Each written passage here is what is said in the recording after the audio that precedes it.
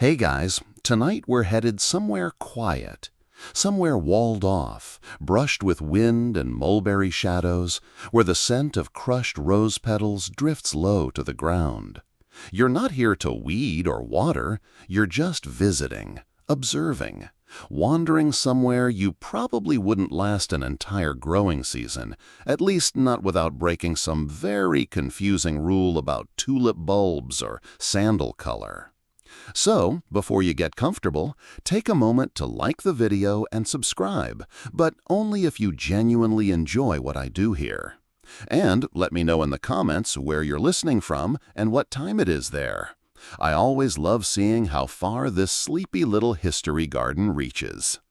Now, dim the lights, maybe turn on a fan for that soft background hum, and let's ease into tonight's journey together. The gate is locked. Of course it is. Thick iron bars rise taller than you expected, curled into fig leaf patterns, warmed faintly by the early afternoon sun. There's a small brass plaque nailed beside the latch, but it's weathered smooth by centuries of thumbs and overly curious fingertips. You press your ear gently to the seam in the door, not to eavesdrop exactly, but to see if the garden breathes. It does. From the other side, you can just make out the sound of shears clipping rhythmically, like slow-motion scissors through velvet. A breathy rustle as a robe passes through a row of tightly packed lemon trees. The hush of something being stirred in a clay pot, very slowly, as though it matters. And then a metallic clink, so subtle it might be imagined, or maybe not. The gate doesn't open, not yet. Instead, the wall seems to tremble ever so slightly, and from the far corner a figure emerges. He's not a guard, he's not a soldier, he's not even particularly alert. But his shoulders are square under a faded blue sash, and he walks like someone who knows the ground beneath him has rules. He nods once, reaches under his embroidered robe, and from a hidden loop stitched into his belt, he withdraws an axe. Not just any axe. The head gleams in a soft, silver way that isn't ostentatious. It's quiet, like moonlight on a clean dish. The handle is lacquered cherry wood, etched with floral patterns almost too delicate to see. It doesn't look sharpened for battle. It looks symbolic, maybe even ceremonial.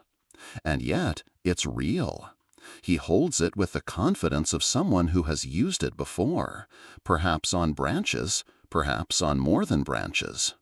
You take a small step back, not from fear, just respect. The gardener, because that's clearly what he is, lifts the latch and swings the gate open, the hinges yawning in a low, contented groan. "You're early," he says, but there's a faint smile in it, as if that's not a bad thing. He gestures with the axe, not menacingly, more like he's pointing with a very specific tool that just happens to be ceremonial cutlery. You'll want to stay on the gravel path until the second bend. After that, the stones remember where you walk. That doesn't entirely make sense, but that's fine. You nod. The gate clicks shut behind you, and the noise of the outside world fades like someone turning down a dial. Inside, it's cooler. The air is thick with the scent of damp basil and something floral, lavender maybe, but sweeter, more syrupy. There's a faint buzzing from a bee that isn't visible. And then you notice every gardener you pass has the same axe. Silver head, cherry wood handle. Not one of them uses it, not in front of you, but they all carry it, even while pouring water into porcelain jugs or gently shaking apricot blossoms from an old branch. "Why do they all have the same tool?" you ask, gently. The man doesn't answer, but his smile tilts a little more. You'll understand by Tuesday. But it's Monday. and the air already feels like it's waiting for something. You follow the gravel path as instructed, careful not to stray. The gardener's warning, half cryptic, half amused, still floats behind your ears. The stones remember. Whatever that means, you're not eager to test it just yet. The sun hangs low but bright, slipping lazily between overgrown trellises. Vines heavy with unopened buds sway just slightly in the breeze, each movement slow and deliberate, as though timed by something older than weather. It's then you notice something odd about the tools. Not just the axes, though they gleam reassuringly from every hip like silver punctuation marks in a very slow poem. No, it's the baskets. Woven shallow trays, each lined with something soft and shimmering. At first you think it's satin, but then you realize it's mulberry bark, scraped thin and laid in curling sheets like parchment. Some of the gardeners tuck petals inside. One presses the pages to his cheek before laying them gently beneath a cherry tree. You pause, watching. The air here carries more than scent. It carries memory. At your side, the gardener is still with you. He never gave his name, but his robes say enough. Dark teal, with embroidered tulips tracing his collar. His hands are stained faintly green at the fingertips. His axe, still dangling at his hip, swinging slightly with each step. You haven't asked why they're silver. His voice is so soft it nearly disappears under the rustling of fig leaves. You blink? I assumed ceremonial? He chuckles gently, not unkindly. No one here carries gold. That would be too loud. And iron rusts in the basil mist. That's when he steps off the path. A rebellion, a small one. You hesitate, then follow. You're in a part of the garden no one else seems to tread. It smells sharper here, like snapped herbs and something vaguely citrus. The gravel gives way to soft moss, and underfoot it muffles your steps like walking on whispered conversations. A row of mulberry trees lines the edge of a rectangular clearing. Their bark peels delicately in curled strips, revealing pale, luminous layers beneath, almost like bone. The gardener bends down beside one of the trees and gently brushes aside the soil at its base, not digging, just revealing. There, buried beneath a few leaves, is a square of polished silver, not an axe, a tile. They used to mark plots with these, he says, brushing it clean with the sleeve of his robe. Before the maps, before the journals, before Tuesdays. You nod, pretending that answers anything. He rises again, hands brushing together softly, and continues walking. You stay close. Mulberry sap stains most metals, he adds, almost to himself. But not silver. Silver remembers nothing. It reflects, but it does not keep.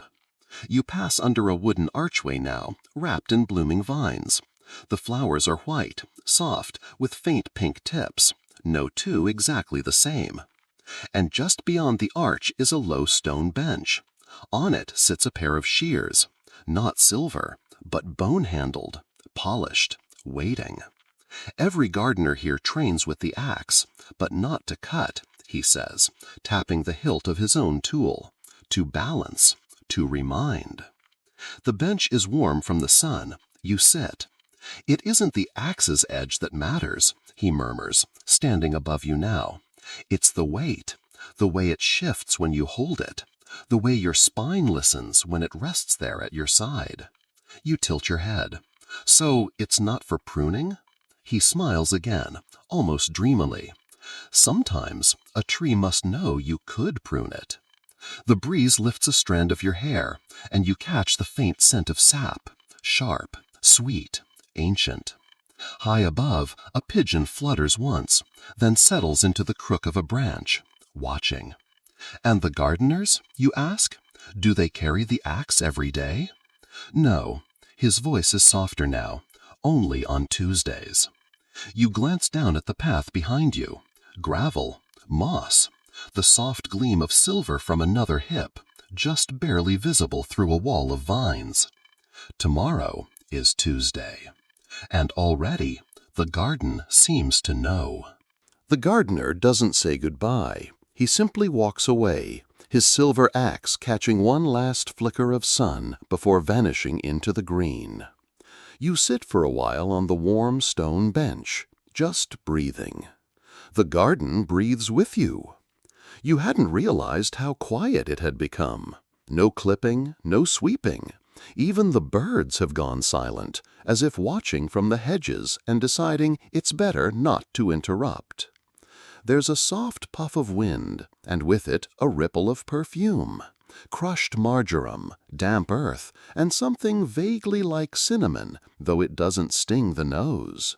You follow it, not out of intention exactly, but because the garden seems to lean in that direction. It leads you to a small wooden door nestled into the wall of a tulip house. Now, if you've never seen a tulip house before, don't worry, most people haven't. They're not exactly advertised. This one is squat and simple from the outside, more like a shed than a temple. But once you ease the latch open and duck inside, the air changes completely. It's warmer here, muggy, like inside a laundry kettle. And yet the smell, oh, it's glorious.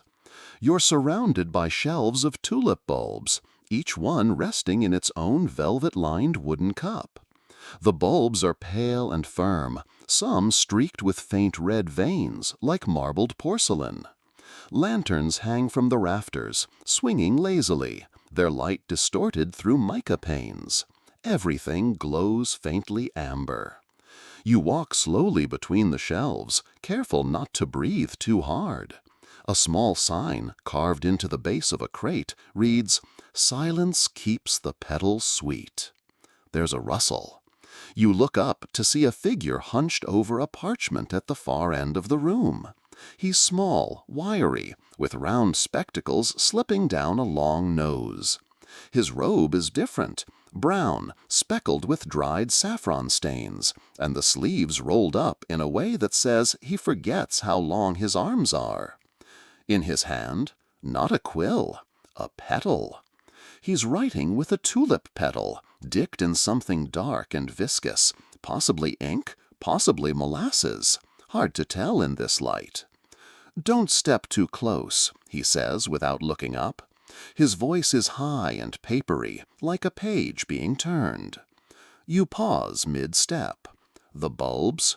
No, the records. He gestures vaguely at a shelf stuffed with scrolls bound in silk ribbon. Some of these are older than the moon, and considerably more fragile. He turns now, peering at you fully. You're new. You nod, unsure if that's a good thing here. Well, they let you into the tulip house, so I suppose you're not entirely unwanted. You notice something behind him, a small chest, open just a crack. Inside is a row of cloth-wrapped items. One corner glints. Silver. "You carry them too?" you ask.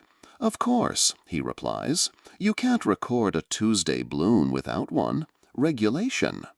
He says it like it's the most natural thing in the world. You step closer, just enough to peek at his parchment. The script is narrow, curling, Ottoman court script if you had to guess. But it wavers slightly, like it's been written underwater. He dips the tulip petal again. "This batch is especially fragrant. We suspect a misbehaving apricot nearby." You squint. Is that a problem? Only if it blooms early. Tulips hate eager fruit. He lets out a dry chuckle and blows gently across the parchment. "Did you come to see the ledger?" You blink. "The what?" "The ledger," he says, already standing. "Every gardener's Tuesday begins with it. Not that it makes sense, not really, but it has a soothing smell. That counts for something." He walks toward a locked drawer beneath one of the benches, produces a long silver key shaped like a vine. Opens the drawer. Inside, wrapped in lavender-dyed cloth, is the book. It looks older than any ledger should. Thick, warped slightly, its pages uneven. The edges are faintly pink, as if someone once spilled pomegranate juice over it and the stain decided to stay. He hands it to you. It's warm, not like something left in the sun, but like something that remembers being held. You open it carefully. The script changes every few pages. Different hands, different moods. Some ink is crisp black, others dull gray. One page written entirely in a shimmering green. The ledger is heavier than it looks, not in weight exactly, but in presence, as if it prefers to be carried by someone who understands the importance of tulip schedules and apricot misbehavior. You cradle it gently, the lavender-dyed cloth still tucked around its corners. The scent is stronger now, less flower shop, more summer drawer that hasn't been opened since the empire fell. A blend of faded ink, soft petals, something old and citrusy, and not entirely awake. The scribe, if that's what he is, waves a spotted hand. "You'd better find a place to sleep," he mutters. "Tuesday's breath is a short one." You're not entirely sure what that means, but he's already turned away, back to his parchment, back to his petal-dipped script. You exit the tulip house slowly, blinking as the dusky garden adjusts its colors. Everything's a little more saturated now, like the garden has swallowed a long sip of twilight and exhaled it over the hedges. Somewhere to your left, a reed flute plays just 2 notes, repeated, again and again. Not a song, just a mood. A gardener in a plum-colored robe walks past you, eyes half-lidded, cradling a stack of cloth napkins. One falls from the pile, but neither of you picks it up. You both know it isn't yours to retrieve. You find a bench near a half-moon-shaped lily pond where frogs are not welcome but appear anyway. The water glows faintly, not from lanterns, but from something beneath the surface that isn't interested in being identified. You rest the ledger in your lap and, for the first time, open it to a page marked by a feather. Not a quill, a feather. Short, gray, pigeon probably, smells faintly of fig leaves. The page reads, "Tuesdays belong to silver and sleep, to those who trim without cutting, to shadows that stretch sideways, to gardeners who wait until the moon is sideways before beginning." You're not sure if that's instruction or poetry, but it's underlined in green, and someone's drawn a little axe beside it, its head resting gently on a pillow. You turn the page. This one is messier, scribbled even, in a tighter hand, more desperate. Something about the shadow peony and how it only appears on Tuesdays if no one watches it bloom. That's when you realize you're not alone on the bench. Beside you sits a boy, no older than 12. His robe is too large, sleeves rolled up to the elbow, and there's a smudge of soil on his forehead like a misplaced accent mark. He nods solemnly toward the ledger. "You shouldn't leave it open too long," he whispers. "It starts to forget which story is yours." You smile nervously. "Are you an apprentice?" He shrugs. "Not yet. I've failed the petal test 3 times, but I'm good at folding cloth." He pulls something from his sleeve, a miniature axe carved from fig wood. Not silver, not official, but he holds it proudly. "They said if I carry this every Tuesday, the silver one will come find me." "Do they always come?" you ask. "Usually." His expression darkens, except for that one year when the apricots lied. You don't press further. Instead, you turn one last page in the ledger. This one's illustrated. A scene of gardeners standing in a circle, all holding their axes low, blade flat to the ground. Their eyes are closed. One is humming. Another appears to be sneezing, though the note beside him simply reads, "Spring, regrettably." Beneath the drawing, in fine looping script, "Silver does not cut. It reflects. It calms the sap.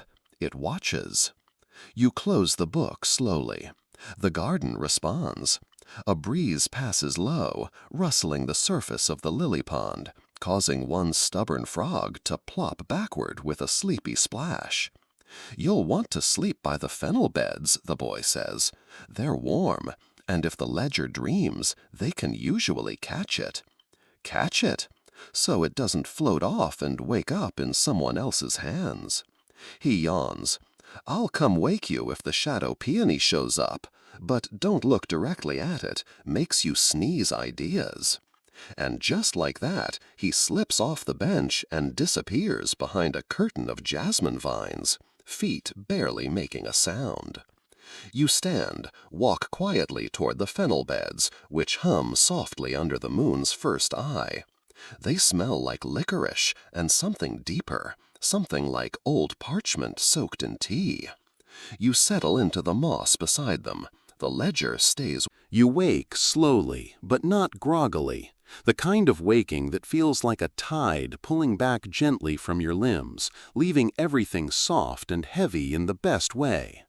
The fennel bed cradles your back like a memory foam pillow that knows secrets. The stalks sway slightly, their feathery green tips brushing the morning air with lazy purpose. It's still early, the kind of blue-gray light that happens just before the sun decides to make real decisions. The ledger is exactly where you left it, closed, warm. And just a few feet away, someone is already sweeping. Not loudly, not urgently, just brushing the path with a bundle of tied reeds, whispering to the stones as though reminding them of something they've forgotten. The air smells different today, brighter. There's lemon in it and a hint of mint, and somewhere beneath that, steel. Faint, polished, anticipatory, like silver getting excited. You rise, stretch, brush a fennel frond from your sleeve. As you turn, you notice something hanging on the fence post near your sleeping spot. It's a sash, blue and cream, woven with the garden's floral emblem, a tulip between two apricots. Draped over it, a silver axe. Your fingers hesitate before touching it. The weight is real, balanced, cooler than you expect, even after sitting in the morning air. The axe doesn't feel ceremonial now. It feels aware, like a coin that knows it's about to be spent.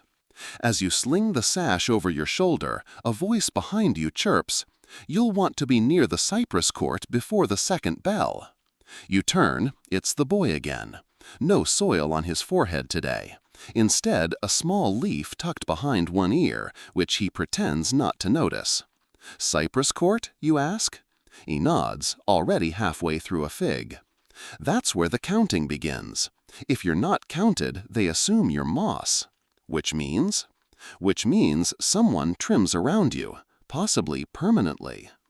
You follow him down a side path, soft moss giving way to those familiar gravel stones. You try not to think about what being mistaken for moss entails. The cypress court is shaped like a teardrop, wide at one end, narrow at the other, ringed entirely by tall, straight trees that seem to hum at a frequency just beyond your hearing. Gardeners are already assembling, each one standing silently with their axe angled just slightly away from their foot. Not threatening, just present.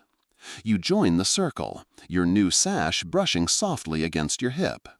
No one speaks, but heads nod as you enter. One gardener, a tall woman with a cane made of plumwood and a faint scar in the shape of a spoon across her eyebrow, offers you a small bowl of something warm. You sip. It's not soup. It's not tea. It tastes like steamed thyme and forgiveness. A bell rings. Not loud, but very clear. And with it, movement. The gardeners begin pacing slowly in a spiral, counterclockwise, around the court's center. Not a march, not a procession, more like a slow-motion dance that no one's taught you, but your feet start following anyway. Your axe swings gently at your side. It makes no sound. As you walk, you pass a gardener humming under her breath. Just one note, repeated, always on the exhale. It reminds you of the reed flute from last night. At the center of the spiral stands a pedestal, Upon it, a single tulip bulb, glowing faintly gold in the morning sun. A name tag dangles beneath it, etched in copper, Tuesday's Breath. You glance to your left. One gardener has tears in his eyes. Not sadness, just the kind of quiet emotion that happens when something ancient happens again. You pass the pedestal. Your axe hums once in your hand, almost imperceptibly. Someone behind you whispers, "It noticed." And just like that, the spiral breaks. Gardeners scatter to their posts, some to rose beds, others to the citrus groves, one to the fountain that may or may not be leaking secrets into the koi pond. The woman with the plymwood cane stops beside you. Her voice is honey wrapped in gravel. Fountain needs watching. Today, it might bubble backwards. You nod, because what else is there to do? As she turns to leave, you ask, "Why Tuesdays?" She pauses, and with a sly smile says, "Because Wednesdays are too obvious," then vanishes into the apricot mist. The fountain does in fact look suspicious. But before you can step toward it, a pigeon lands at your feet. One eye sharp, the other lazy. It drops a single fennel seed beside your toe. You bend down to examine it, and beneath it, faint. You step toward the fountain, slowly, as though it might hear your thoughts and choose to freeze mid-bubble out of spite. The water continues to ripple upward, not in dramatic jets or sudden plumes, but in gentle curls, like steam in reverse, or thoughts rising from the mind of a very sleepy koi. At first, you think the fountain's base is cracked, but no, the stonework is flawless, though faintly worn by generations of damp thumbs tracing along its rim. The water doesn't overflow, it just shifts direction slightly, as though gravity has been told to take a break for Tuesday. There's a bench nearby, draped in a woolen blanket the color of time. You sit. It seems like the kind of fountain you don't rush or confront. The silver axe rests at your side, laid carefully on the stone. You're starting to understand that it's not for action, it's for reminder. It reminds the water that you're watching. It reminds the garden that you're participating, even if you don't fully know the rules. A gardener approaches from the right. She's short, broad-shouldered, with a necklace made of dried plum pits and a pouch that smells strongly of nutmeg. Her apron bears tiny stitched tulips, and she carries a folded cloth embroidered in pale green. Without speaking, she kneels beside the fountain, dips the cloth into the still rising water, and wrings it gently over a potted plant you hadn't noticed until now. It's not a particularly impressive plant, just a stubby stalk, maybe 4 leaves, all a little frayed around the edges. But as the water lands on it, each leaf straightens, lifts, then shifts slightly toward the nearest patch of sun. She turns to you with a soft smile.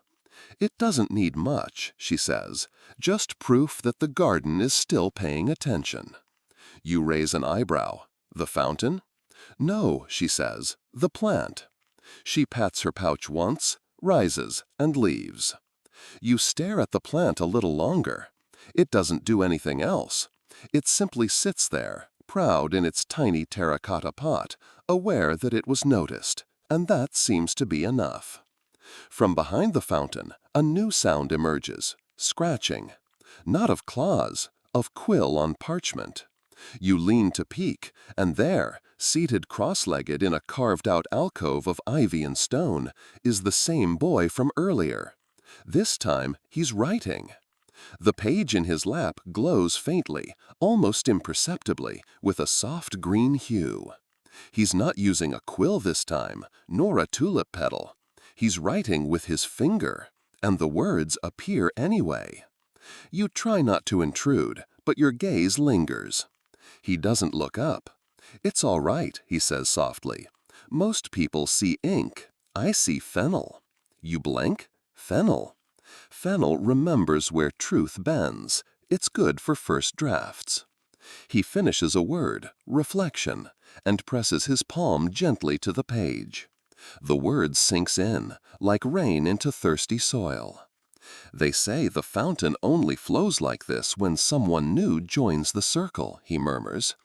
The garden notices when something unfamiliar arrives, like a sneeze or a new shoe print. So it's welcoming me? He nods, still writing. Or testing. Sometimes it does both. The water continues its quiet ascent, now forming small overlapping rings, as if echoing each sentence the boy writes. You watch, hypnotized. There's a rhythm to the whole thing now. The boy writing, the rings expanding, the soft breeze folding over the pond beyond, like a quilt being adjusted in sleep. Eventually, he closes his notebook, a faded blue journal bound in silk thread and smelling faintly of elderberry jam. You're scheduled for pruning detail at third bell, he says. You feel yourself flinch. Pruning. He grins. Not plants, decisions. Someone has to trim the ledger before it blooms too much. Too many metaphors clog the roots. You don't quite understand, but then again, understanding feels beside the point now. He rises, dusts off his robe, and disappears again into the ivy. You remain by the fountain, watching as a final droplet hovers just above the surface, trembling like it's thinking very hard. Then, with the softest plink, it drops down. Normalcy returns. The water now flows in the expected direction. The silver axe beside you hums once, barely. You pick it up. Somewhere deeper in the garden, a bell rings. Soft, wooden, but decisive. It's time to prune, whatever that. The path to the pruning room, though no one calls it that aloud, winds through the oldest part of the garden. The air here is quieter, not just hushed, but thick with stillness, like everything is waiting for you to walk past so it can resume whispering behind your back. The trees lean a little more inward. Their branches creak just enough to sound like murmurs, and the moss underfoot feels warmer, like it remembers souls and stories.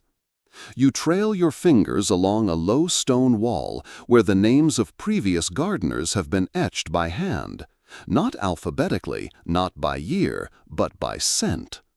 One day someone might explain how that works. Today is not that day. At the end of the path sits a small round structure with a sloped roof of plum tiles. It smells faintly of charcoal and dried ink. As you approach, a cat slips out through a windowless crack and stretches, long, languid, completely unimpressed by your silver axe. Then it's gone. You push open the door. Inside, the light is strange. Golden, yes, but somehow indirect.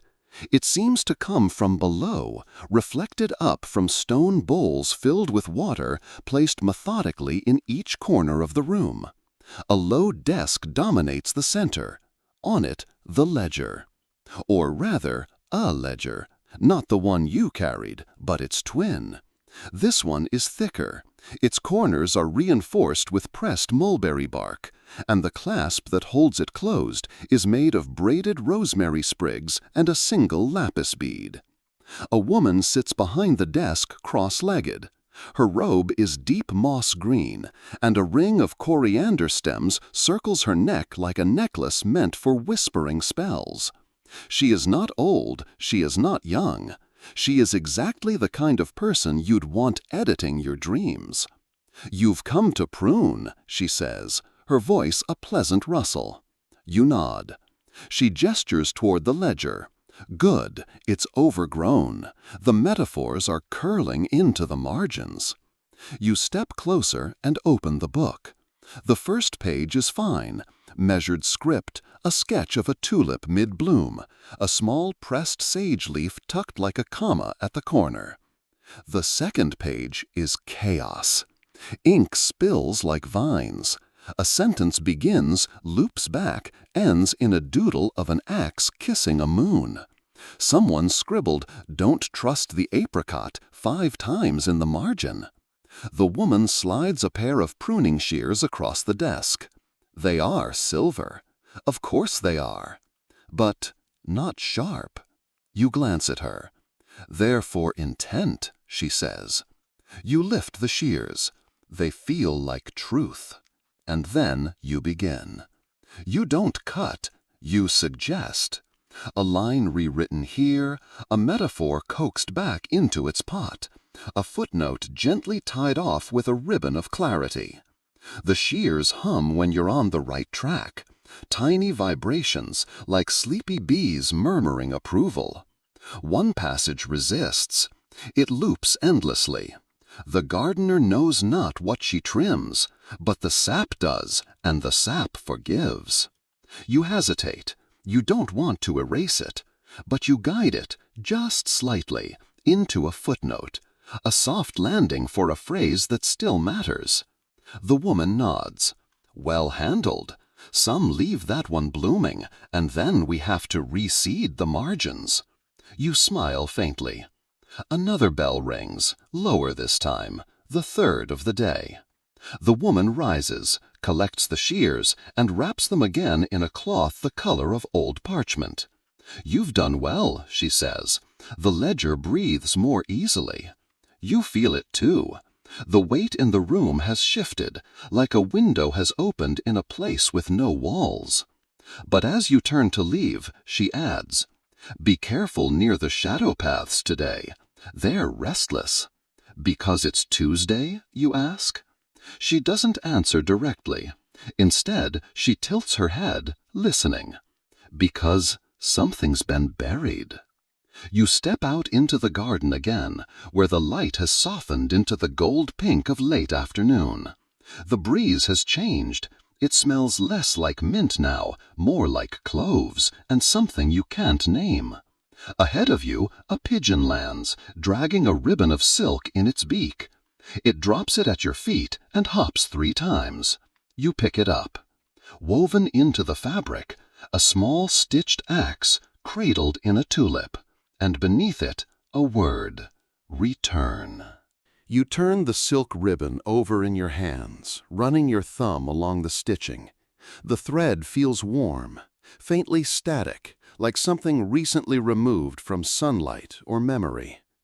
The pigeon flutters to a low branch, fluffs its feathers once, then tucks its head under its wing like a magician ending a show. Not a threat, not even a request, more like a reminder of something you haven't done yet, or perhaps something you promised long ago without knowing it. The path in front of you isn't familiar, not the gravel one you first walked, nor the moss-lined turns near the fennel beds. This one is narrower, shaded on both sides by arching rose canes, their blossoms full but oddly colorless. Pale pinks, yes, but also something less certain, like a color you've only dreamed once. You follow. The silver axe swings lightly at your side, humming a little tune against your sash with every third step. It's starting to feel like it knows where it's going, even if you don't. The rose path opens into a small clearing, paved in overlapping tiles, red, orange, dusky blue. You recognize the shapes from old garden maps you once pretended to understand. This is the axis court, where the 4 directions are considered negotiable. At its center stands a gardener you haven't seen before. He's tall, draped in robes the color of burnt mint. His beard is short and perfectly squared, his hands folded in front of him like he's praying for soil. Around his neck hangs a loop of string, and from it, of course, a silver axe. But his axe is different, older. Its blade is slightly bent at the edge, as though it's tasted wind in too many directions. "You're carrying the ledger's sibling," he says, without preamble. You nod. "And you've pruned?" You nod again. Then you're almost ready. He turns and begins walking toward a low wall at the far edge of the court. You follow. Over the wall lies a staircase, descending into what appears to be a root cellar, but not for vegetables. The walls are etched with tulip heads, each surrounded by a circle of tiny, neat symbols that don't quite belong to any alphabet you've learned. The air cools as you descend. Your axe seems quieter now, no longer humming, but simply listening. At the bottom, a door, wooden, heavy, no knob. Just a small hollow near its center, about the size of a tulip bulb, or a very carefully rolled promise. The man turns to you. "There's something you need to carry back," he says, "but only if you're willing to forget what it is." You raise an eyebrow. Why forget? He offers a tired smile. "Because memories bloom too brightly, and this garden needs shadows to grow." Before you can reply, he places a small object in your palm, wrapped in cloth, soft, still warm. It doesn't move, but it feels like it might, given the right name. You tuck it gently into the inner pocket of your robe. The axe at your hip vibrates once, barely, a nod. The gardener presses his thumb to the hollow in the door. There's a sound like paper folding in half, and the door sighs open. Inside, a single tree. It grows sideways, not up.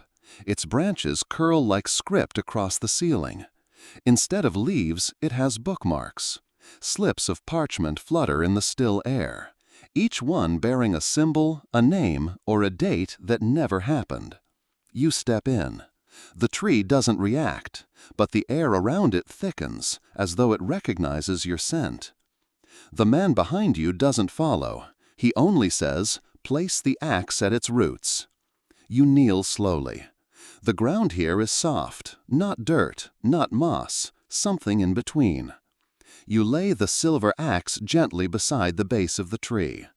For a moment, just a flicker, the branch is still. Then the tree exhales. Not a gust, but a hush. The bookmarks lift, flutter, settle again. One of them lands near your knee. You lean in. It reads, "Tuesday again." You rise. The warmth in your robe pocket glows faintly. The axe remains. The man's voice reaches you from the doorway. Some tools are only meant to be carried once. As you climb back up the stairs, the garden above feels subtly rearranged. The light has shifted. The path curves in a way you don't remember. But there, ahead, is the boy, the one who writes with fennel. He grins. "You buried it, didn't you?" You don't answer. But your pocket is lighter now. The tea house is not marked. No signs, no hanging lanterns, no chalk on a wall with daily leaf specials. It reveals itself the way certain memories do, only when you're moving slowly enough to notice. You pass under a crooked arch made of braided wisteria vines and step onto a floor of old cedar slats, soft with age and lemon oil polish. The air changes again. Here, it smells like damp pages, sun-warmed herbs, and just the faintest trace of cinnamon bark. Something about it makes you want to whisper, even though no one said you must. The boy pushes open a reed curtain. It rustles like dry lavender. Inside, the tea house is wider than it looks from the outside. The ceiling is low, the beams bowed with time and steam. Cushions are scattered in cozy, careless piles around low tables carved in the shape of overlapping leaves. There are already gardeners here, lounging, scribbling, nodding off. One is meditating with a sugar cube balanced on her forehead. Another is composing haiku into a bowl of rice with the end of a sprig of rosemary. No one seems hurried. Everyone seems precisely where they should be. The ledger waits for you on a cushion near the window. Not the one you pruned earlier, the original, your companion from the tulip house. Its lavender cloth cover is loosened slightly now, as if breathing more freely after a long nap. You settle beside it. The boy hands you a cup of tea. It's warm but not hot, fragrant with bergamot and basil. A sprig of thyme floats on the surface, twirling slowly like it's thinking things over. Drink before the steam disappears, he says. It's the only time the flavor listens. You sip. The taste is unlike anything you can name. Herbal, yes, but also round, full, like drinking a memory you didn't know you had. The ledger shifts slightly, a corner of a page lifting. It wants you to read. You place your hand gently on the cover. The page flutters open. A new entry has appeared since you last opened it, neatly written, fennel ink, no doubt. Tuesday's offering has been received. The axe is resting. The garden has inhaled. Below that, a blank space, waiting. The boy offers you a petal, deep orange, trimmed with gold ink along the edges. You can write, he says, or you can listen. Either way, the ledger will keep your place. You press the petal to the page, not writing, just contact. And something begins to emerge. First, a faint outline, then a word, then another. You walked without knowing. You pruned without pruning. You carried and did not cling. You trace the words with your finger. They shimmer briefly, then fade. Still there, but softened, absorbed.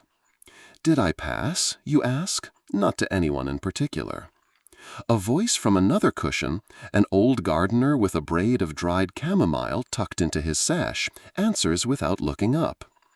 There is no passing, only blooming. Some bloom with petals, some with silver. You lean back.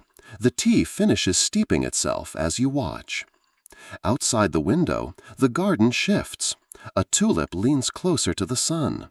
A lemon falls and rolls exactly 3 inches. Somewhere, a gardener sneezes quietly into a linen sleeve and whispers an apology to a rosebush. You realize something. You haven't checked the time all day. No one has. Because Tuesdays, in this garden, don't run on clocks. They run on breath, on shadows, on the quiet rhythm of axes resting near walls. The boy beside you opens a small notebook and begins sketching a tree. Its roots spiral inward into the shape of a fingerprint. Its leaves resemble closed eyes. One of them opens, just a crack, and he adds a tiny silver dot inside. Do you want to see the garden's original blueprint? He asks, not looking up. You raise an eyebrow. It's drawn on fennel stalks. Takes a while to unroll, but worth it. He closes the notebook. You sip the last of your tea. It's cooler now, but sweeter, like it's learned something from sitting with you. You and the ledger rest together in the fading warmth of the afternoon. No one speaks.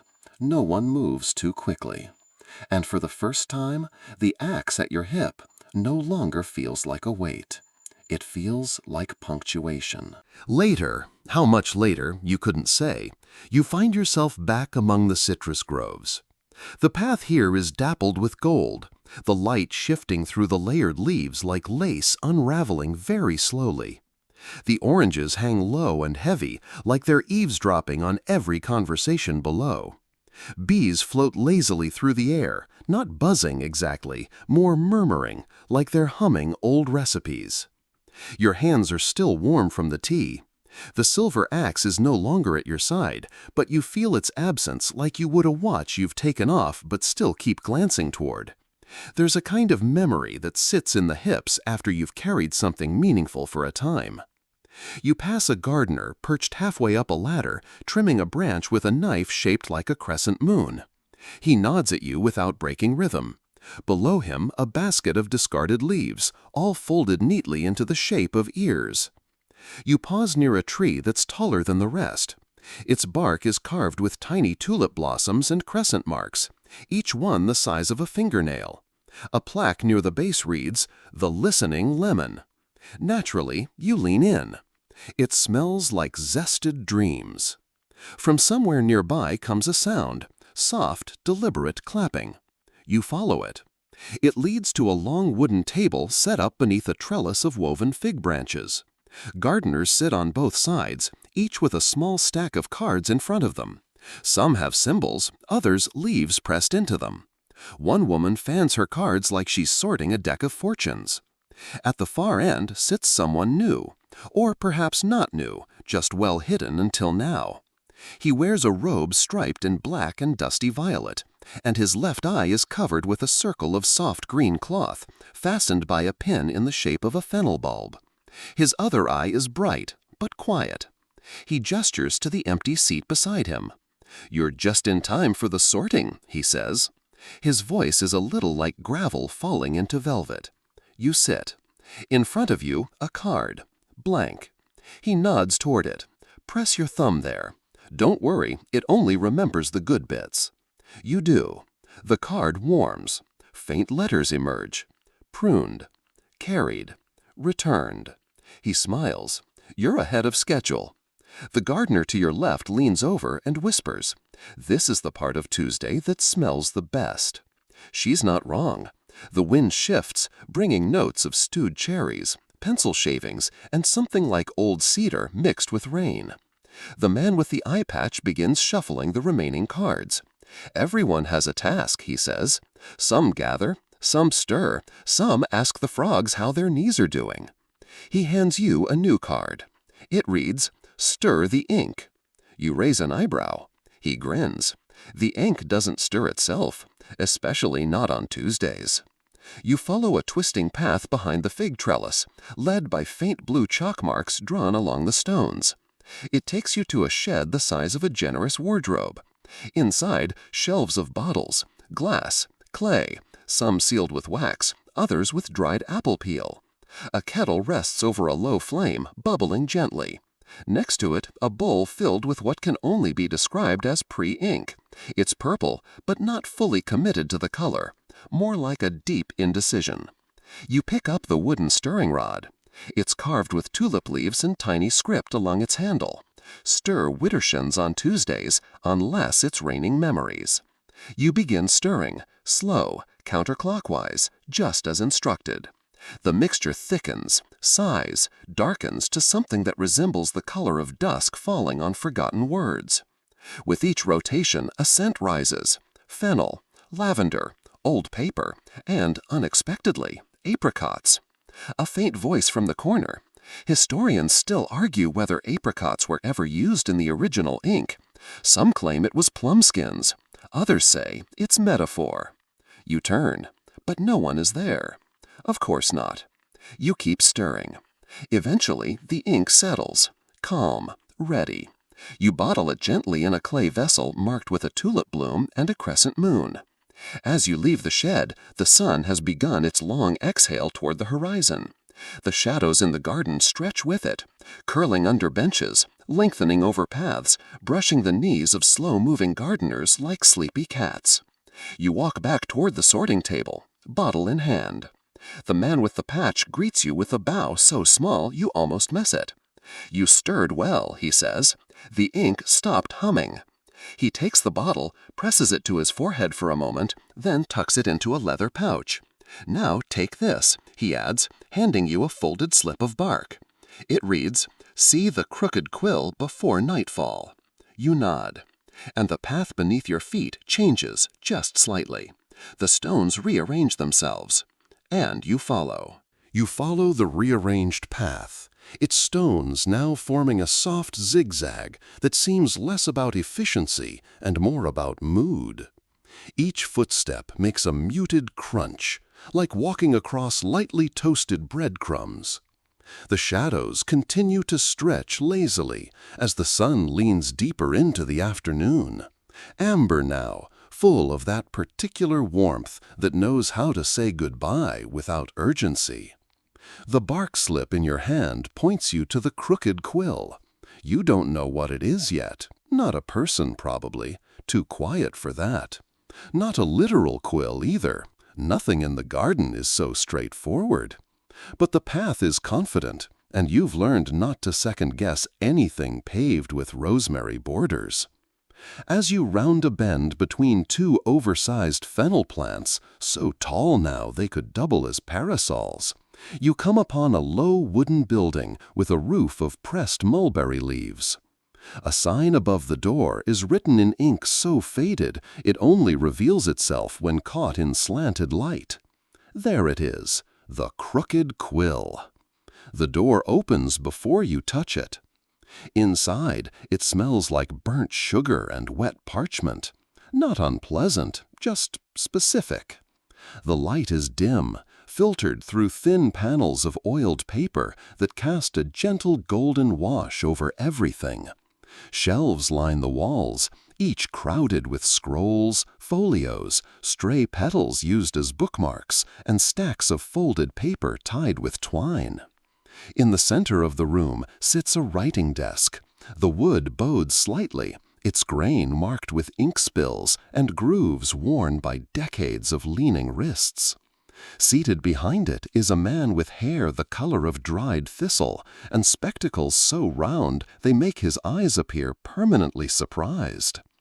He doesn't look up when you enter. He's writing with an actual crooked quill, curved like a question mark. Somehow, it doesn't impede the flow of his script.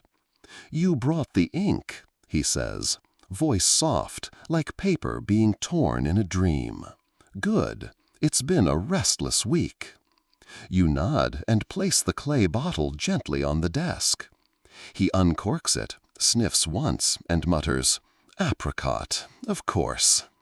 You glance at his page. He's writing in 2 columns, one in the garden script, fluid, leafy, impossible, and one in standard Ottoman Turkish. You recognize a few words: wait, memory, Tuesday, waited. He finally looks up. His eyebrows do most of the work. "You've been pruning," he says. You nod again. "Have you been edited yet?" You blink. "Edited?" He shrugs one shoulder, dips the crooked quill in your ink, and begins to write something new. Not in the ledger, on a fresh sheet of pale green paper. His handwriting looks like vines. It curls and loops, then suddenly stops. He turns the page toward you. At the top it reads, "Edit proposal. Subject, you." Beneath that, "Remove. Uncertainty during lavender fog sequence. Add. Instinctive confidence in moss-turn decisions. Keep. Awareness of pigeons and symbolic shadow behavior." You stare at it. He tilts his head. The garden thinks in revisions. He offers a second sheet. This one is blank, except for a single question centered in soft gray ink. If you could remove one memory, would you? You don't answer right away. The crooked quill waits. Eventually, you take the quill. It feels like it's listening. You write, "Only if it made room for a better scent." The scribe reads your reply, lips pursed. "Balanced answer," he murmurs. "The tulips will approve." He seals both papers with a small stamp shaped like a dandelion clock. The seal puffs ever so slightly, releasing a faint fragrance of old citrus and something very faintly bitter, like forgotten tea. "Take this," he says, handing you a thin scroll tied in blue thread. You accept it carefully. The scroll is warm. "Where do I take it?" "Where all drafts go," he replies. "The compost library." You don't even blink. He smiles. "Ah, you're catching on." As you step back outside, the garden light has softened further.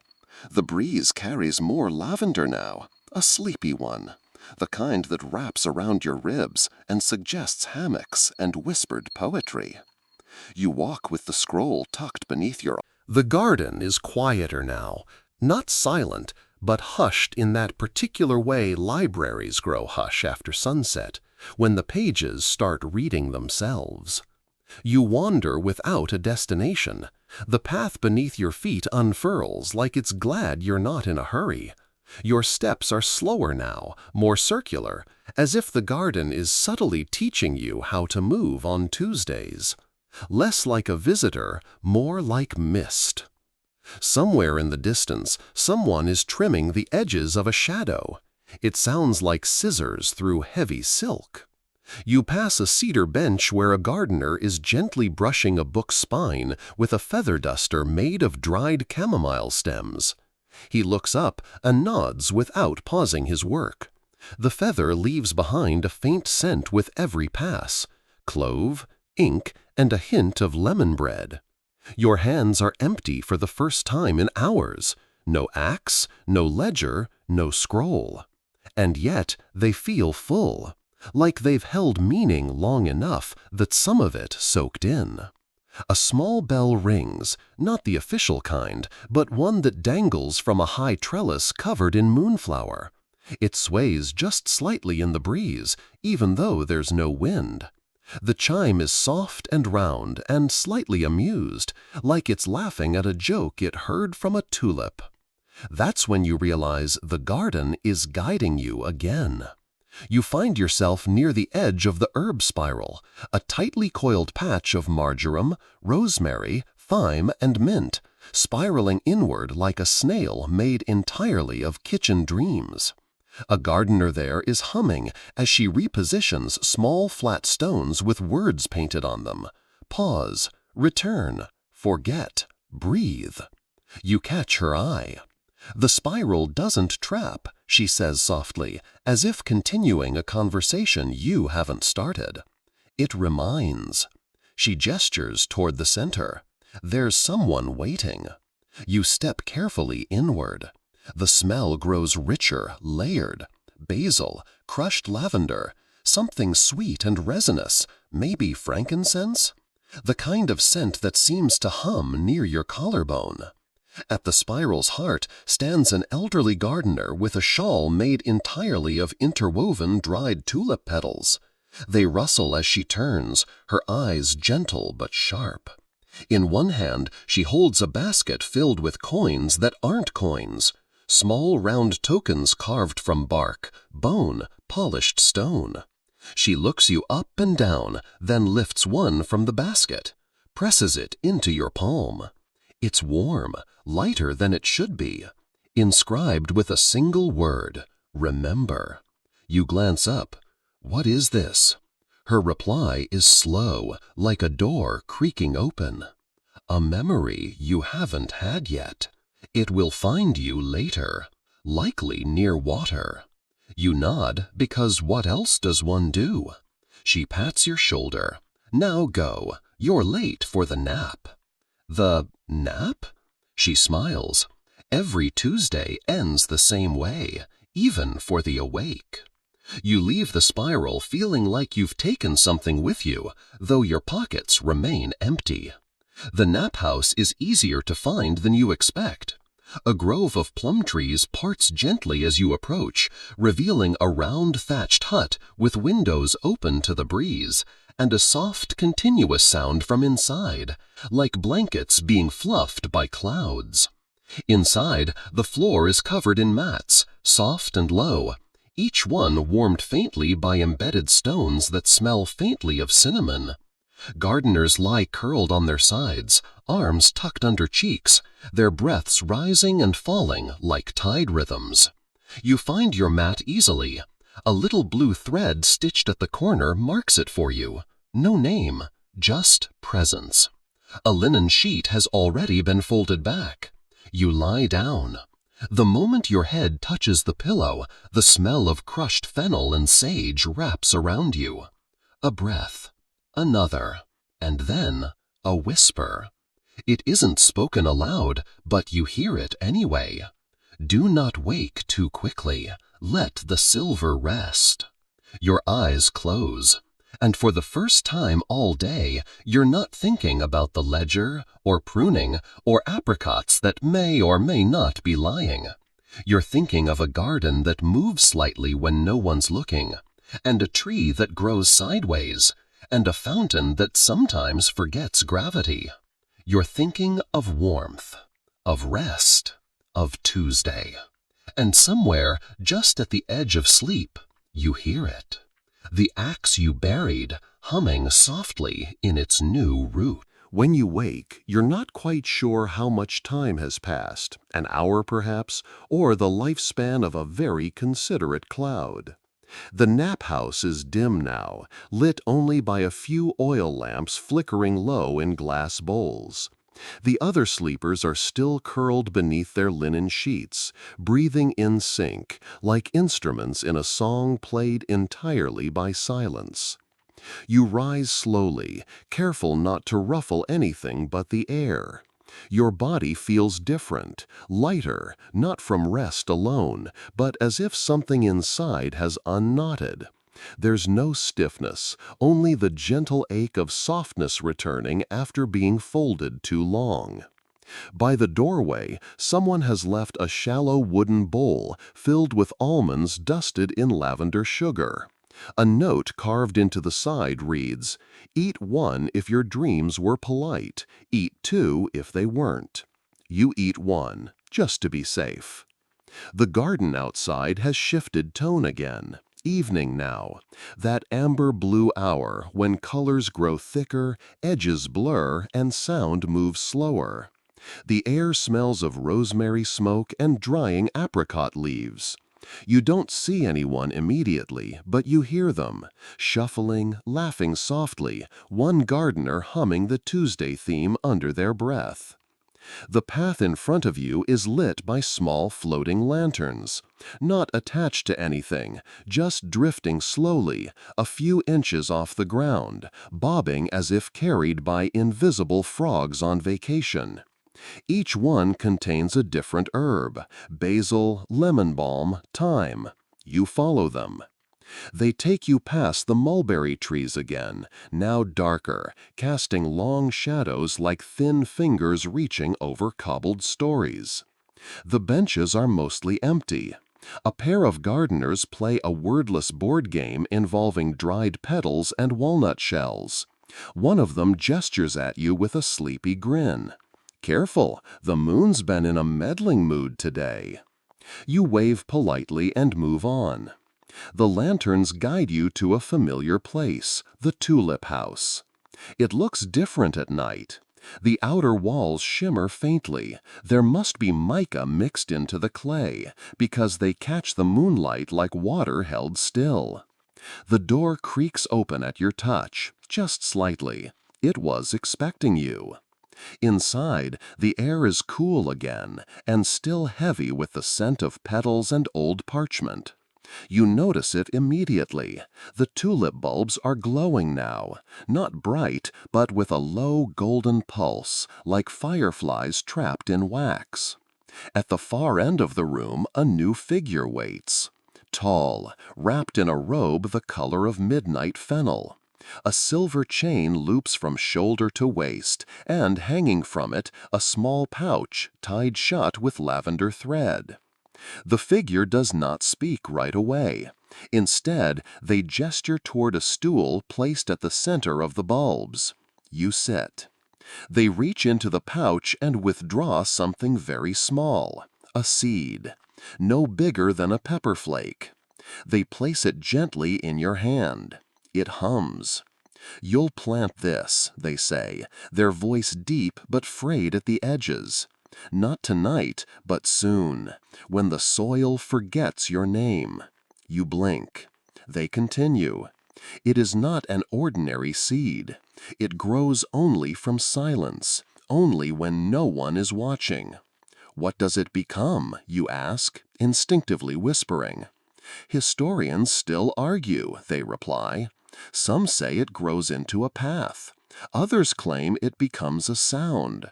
There's even one dusty scroll that insists it grows into a Tuesday. The seed shifts in your palm, warm, possibly listening. You'll know when, they say, tucking the pouch away again.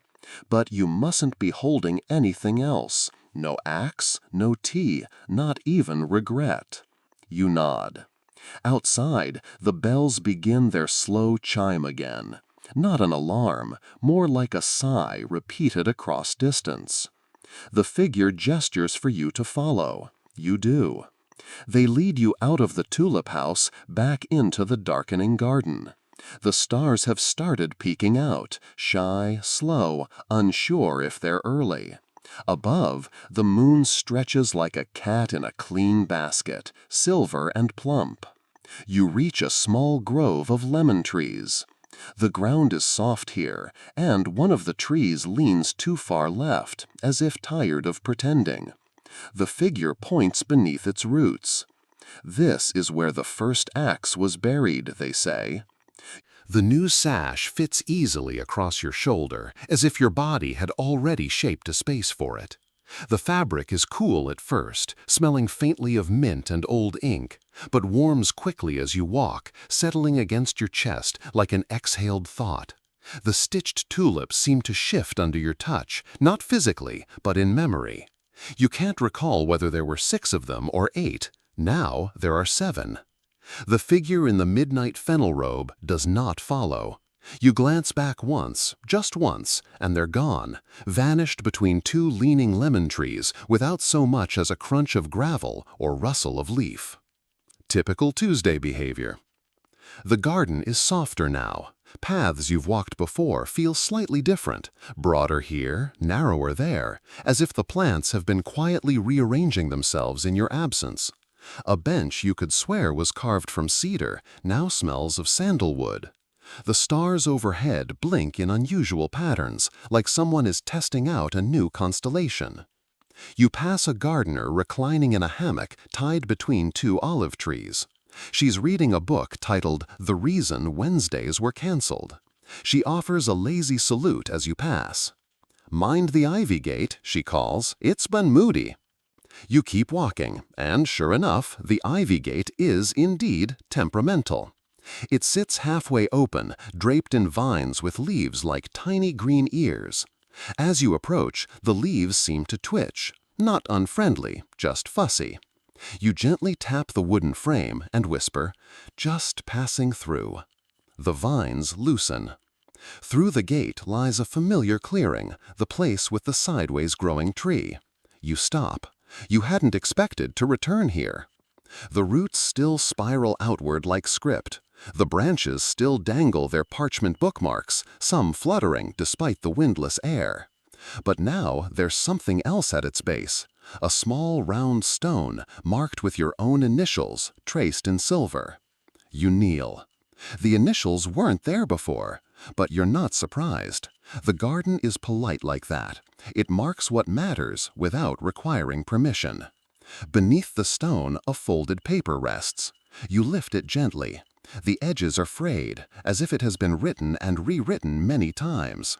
It reads, "To the one who carried, trimmed, and returned. You are now permitted to forget. But if you do, plant the seed." No name, no signature, just a slight dusting of lavender powder along the fold, as if someone sealed it with a yawn. You fold it back, return it beneath the stone. Then you sit, not to wait, just to rest. The sideways tree watches you quietly. Its roots pulse with memory. Nearby, a fox curls itself into a neat spiral beside a mossy bench. It snores, once, in a manner that suggests it's entirely caught up on your story and approves of most of your decisions. A breeze stirs, the kind that smells like the past, laughing very softly. One of the parchment leaves flutters down from the tree and lands in your lap. You read it. Axe number 13, still humming underground.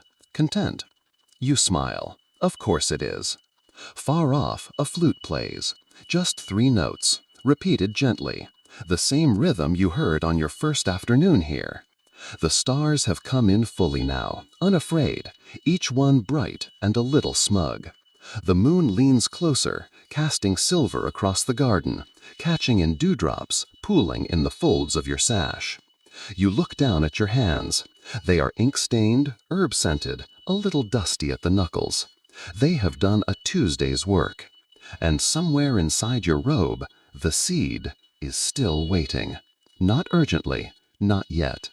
You close your eyes.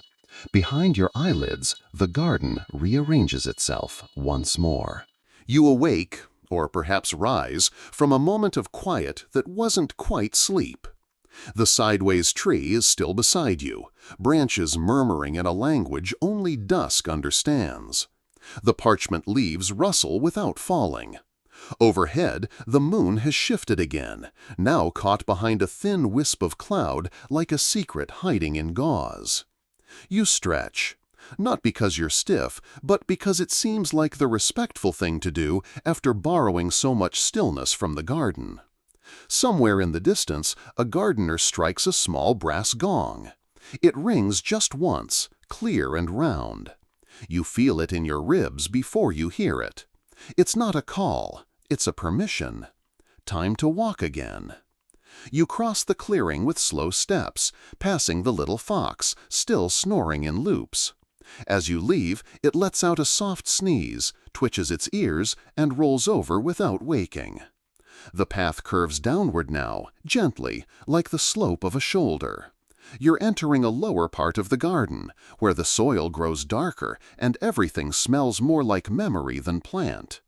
Stone lanterns glow faintly beside the trail, their light yellow and drowsy, as if they've been burning since last Tuesday and can't quite be bothered to go out yet.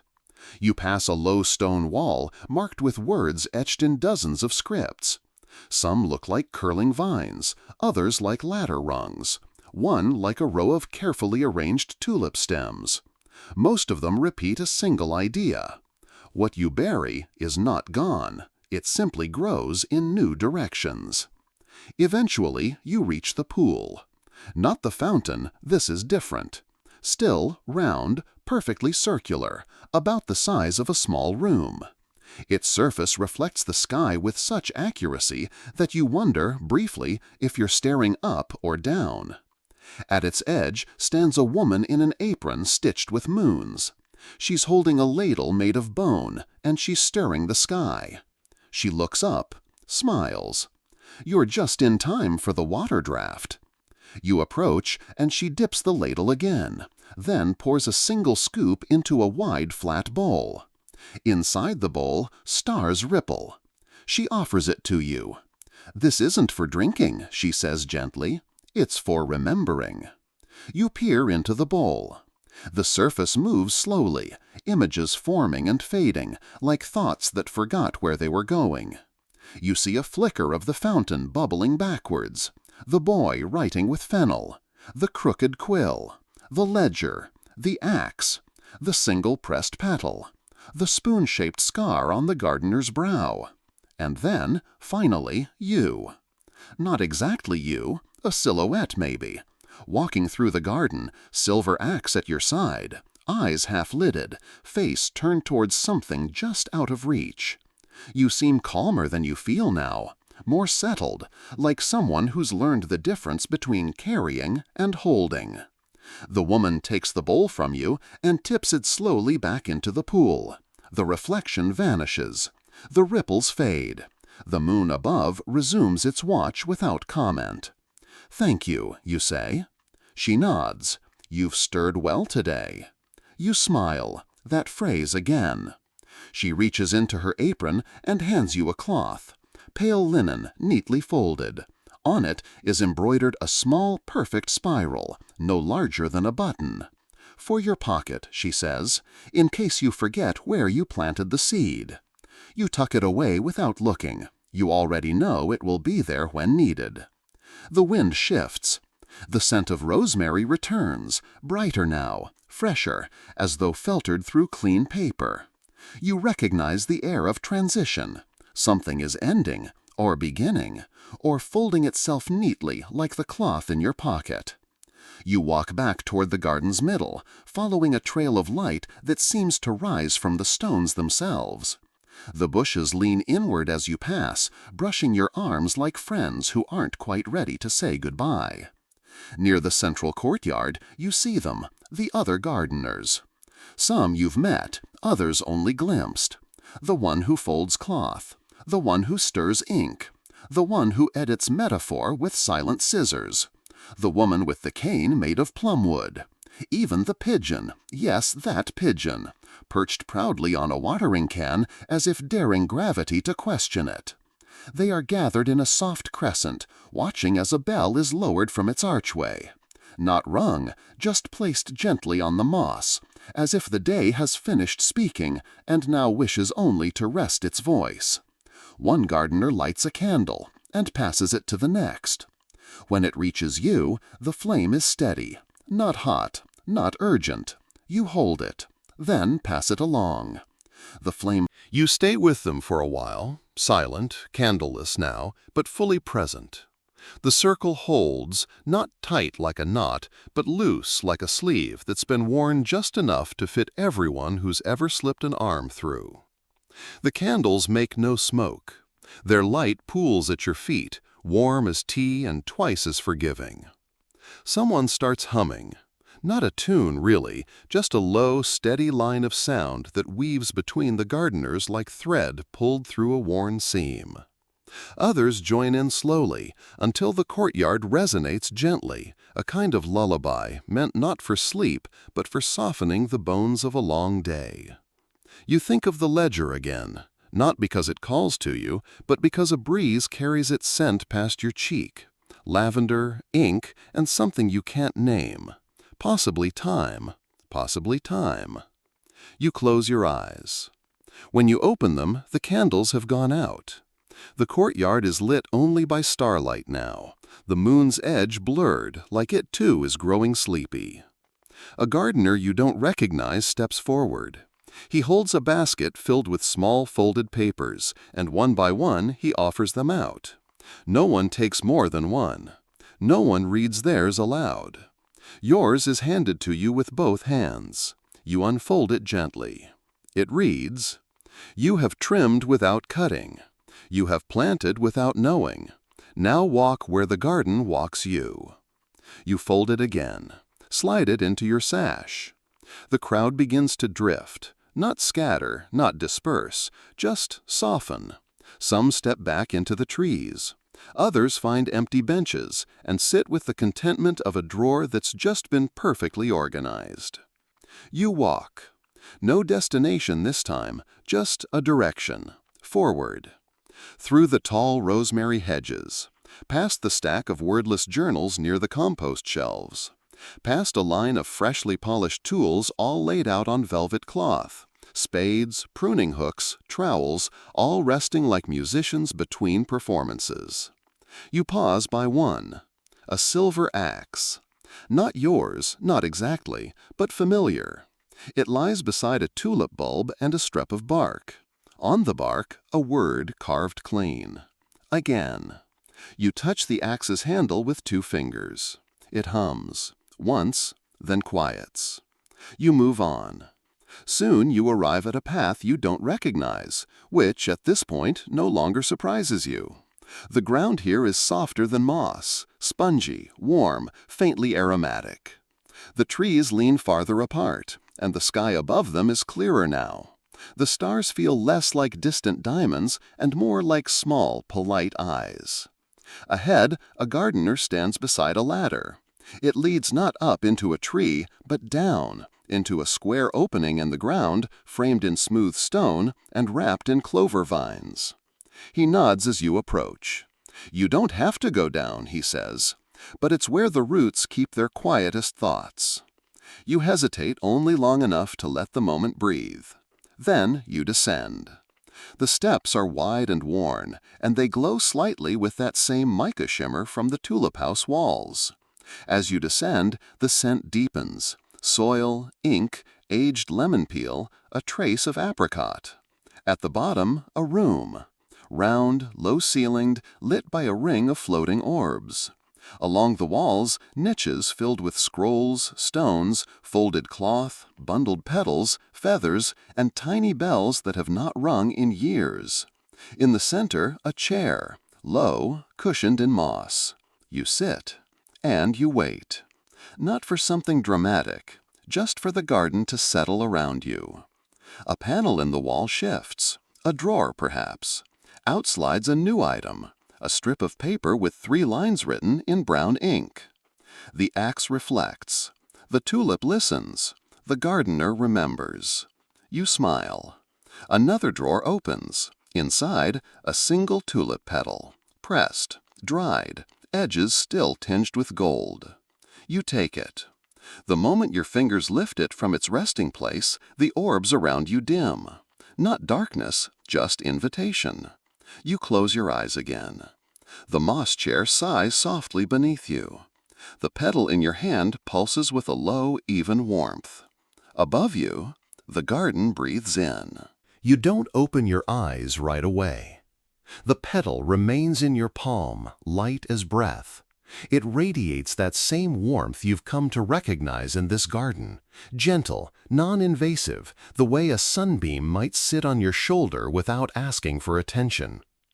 There's a sound now, faint, a rustle, like a scroll being unrolled very slowly somewhere behind the wall. Not mechanical, not urgent, just the garden adjusting itself again. When you finally open your eyes, the orbs have dimmed to soft outlines. The room hasn't changed, not visibly, and yet something about the air feels more organized. You rise, carefully. The moss chair releases you with the faintest sigh. Back up the ladder the way you came. The stone rungs are cool now. Outside, the sky has deepened into that velvet indigo hour where blue turns to black in slow waves. The moon has shifted slightly again, no longer overhead, now more of a chaperone than a spotlight. You pass once more through the line of velvet-draped tools. Most are gone now. Only a single pair of gloves remains, stitched with tulips, fingers dusted with gold flower. As you walk by, a gardener appears from the shadows, scoops them up, and vanishes again, footsteps muffled by marjoram. You're not headed anywhere in particular. The garden seems to be guiding your feet now. It leads you to a gently sloping hill where the grass is shorter, neatly trimmed, and the smell of lemon thyme lingers in the air like a closing lullaby. There's a circle of low stones at the top, flat, polished, meant for sitting, not stacking. Several gardeners are already there, cross-legged, sharing what appear to be bowls of something steaming. One of them notices you and gestures you over. You join them quietly. No one speaks at first. The bowl passed to you is heavy ceramic, and inside a kind of broth, pale, clear, smelling faintly of fennel, ginger, and ink. You sip. The warmth spreads not through your body, but through your memory. You remember something that didn't happen. You remember trimming a branch that no longer grows. You remember a Tuesday from 3 gardens ago, where the tulips were redder, the axis smaller, and no one had yet realized that lavender could hum under pressure. One of the gardeners beside you sighs. They changed the ending again. Another chuckles. Did they at least fix the part with the dandelion trial? A third, older, murmurs, historians still argue if the dandelion ever existed. They all nod, content in the ambiguity. You realize you haven't asked a single question in hours, and more importantly, you haven't needed to. The garden answers when it's ready. It offers when you're empty, and it takes gently when you've held something too long. You sip again. The stars now blanket the sky like a map written in white ink on indigo parchment. Someone behind you plays a kalimba, just a few notes, delicate and slow. Each one falls into the night like a petal landing on water. A hush falls over the hilltop. Not silence, just stillness wrapped in trust. The petal in your palm, yes, you've held it all this time, glows faintly. Gold along the edge, just enough to be seen. You open your hand. The wind picks up, tender like a yawn from the earth. And the petal lifts. It floats upward, twirling once, then joins the stars without hesitation. A new speck of light, easily missed, but now part of the sky. You exhale, long and even. The others do too. One gardener breaks the moment softly, murmuring, "They say each petal carries a Tuesday back into the sky." Someone else adds, "And each axe hums until it's remembered." You look down the hill. Below, the garden pulses gently with evening light. The lanterns drift lower now. A few settle into branches. One perches on the head of a sleepy goose who blinks once and accepts the promotion without protest. You think of the crooked quill, of the ledger, of the sash, the axe, the bowl of ink that listened, the scroll that remembered. And in your pocket the seed still rests, quiet, patient. Tonight was not its night, but its night will come. You rise. So does the breeze. The hilltop remains behind you, hushed and glowing. And the path unfolds again, soft, familiar, slightly changed. Like all good stories. The path this time is lined with feathers. Not many, not arranged, just scattered along the edges like a bird had taken a very thoughtful walk and decided to leave notes along the way. Pale gray, soft brown, a single white one caught in the curl of a dandelion stalk. None are remarkable on their own, but together they form a rhythm, a breadcrumb trail of wings. You follow without question. Your feet are light, not from effort, but from repetition. The garden has taught you how to walk slowly without stopping, how to arrive without needing to rush. Ahead, you see the bench. The bench. You remember it. Curved cedar, carved with fig leaves and spiral motifs. Its back slightly warped, like it's been listening to too many stories. You passed it once before, early in your visit. It was empty then, watching, waiting. Tonight it is occupied. A man sits there, wrapped in a heavy robe that looks like it was stitched from dusk. His hair is braided with ivy stems. At his side, propped carefully against the bench's leg, is an axe. But not silver. This one is made of polished blackwood, its blade engraved with minute floral patterns so fine they look like frost. It hums softly, not out loud, but in your chest. He doesn't look up as you approach, just pats the bench beside him. You sit. Together you watch the wind stir the garden. Nothing happens, but everything moves. You buried yours, he says quietly, without turning. You nod. And it hummed, he adds. You nod again. That's good. You glance at him. His eyes are closed, his breathing slow. I'm the one who forgot to plant, he says, smiling just slightly. 2 gardens ago. Lost the seed. Thought I could replace it with an idea. Did it work, you ask? He opens one eye. No, but the idea wrote a decent poem about regret. You both laugh quietly. The axe at his side pulses once. He tilts his head toward you. You've still got your seed, haven't you? Yes. You'll know when. You sit in silence for a while. The sky above you shifts. A shooting star crosses the dark like a misplaced line of ink in an otherwise careful script. Ever wonder, he murmurs, if the garden is dreaming us? You don't reply, but the question stays with you. Eventually he stands, stretches, brushes a few fig leaves from his lap, picks up the axe. See you next Tuesday, he says, and he's gone. You remain on the bench. The air smells of time again, a little stronger now. The fig leaves whisper above you. Then, softly, from somewhere to your left, a small clink. You turn. It's the boy again, the fennel scribbler. He's dragging a cart filled with mismatched cushions and 3 whole lemons, one of which appears to be talking in its sleep. He stops beside the bench and holds out a folded piece of cloth. Today's draft, he says. You take it, unfold it. On the fabric, stitched in ink-dyed thread, are 3 lines. You listened when nothing spoke.